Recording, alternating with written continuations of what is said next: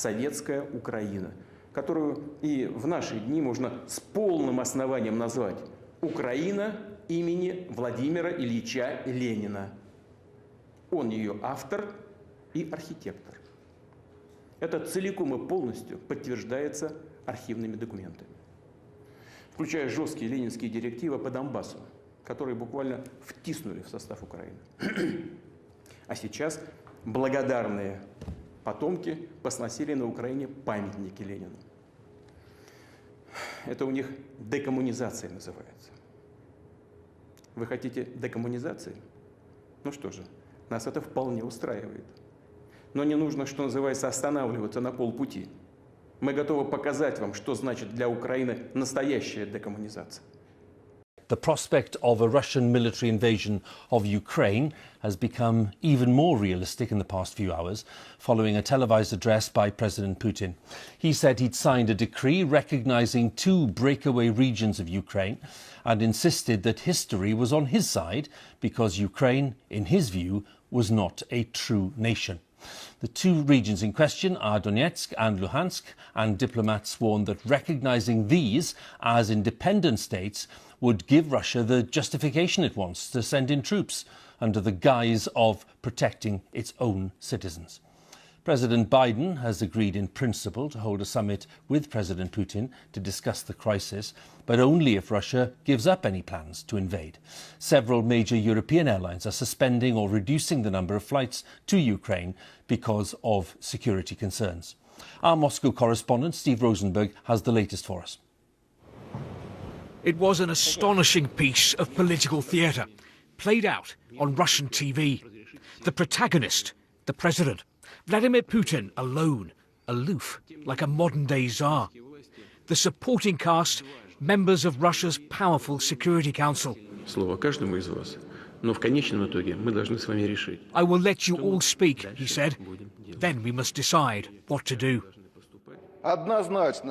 And one by one, they spoke, all urging President Putin to defy Kiev and the West and officially recognise the pro-Russia rebel republics in eastern Ukraine. We must recognise these republics, the Interior Minister says, but within their earlier, larger boundaries. The President listened, but looked like a man who'd already made up his mind. Later, he addressed the nation. The essence of the aggressive nationalistic character of the regime that seized power in Kiev hasn't changed. I consider it necessary to immediately recognise the independence and sovereignty of the Donetsk and Lugansk People's Republics. Act 2, the signing ceremony. The leaders of the rebel republics were already in Moscow. They clearly knew what President Putin's decision would be. Earlier, this. Russian TV claimed Ukraine was shelling the rebel republics. Fake news, Kiev says, and Moscow inventing a pretext for military intervention. In recent days, thousands of civilians from the separatist republics have been evacuated to Russia. Moscow's been accused of using these people as political pawns. Many here are confused and frightened by what's been happening. The geopolitical consequences of Vladimir Putin's decision are not their priority. Tonight, in the rebel republics Russia has recognised, celebrations.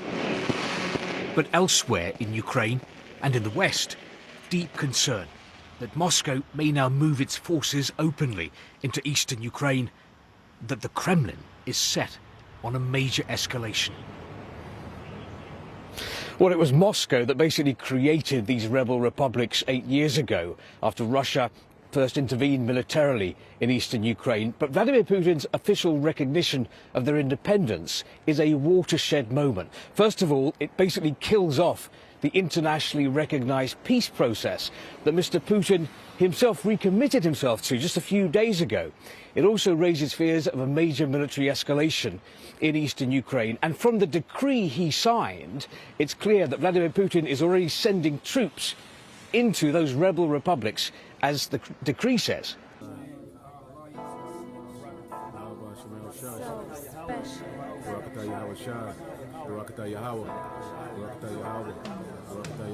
And whatsoever you shall ask in my name, that will I do, that the Father may be glorified in the Son.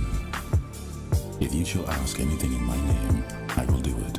If ye love me, keep my commandments.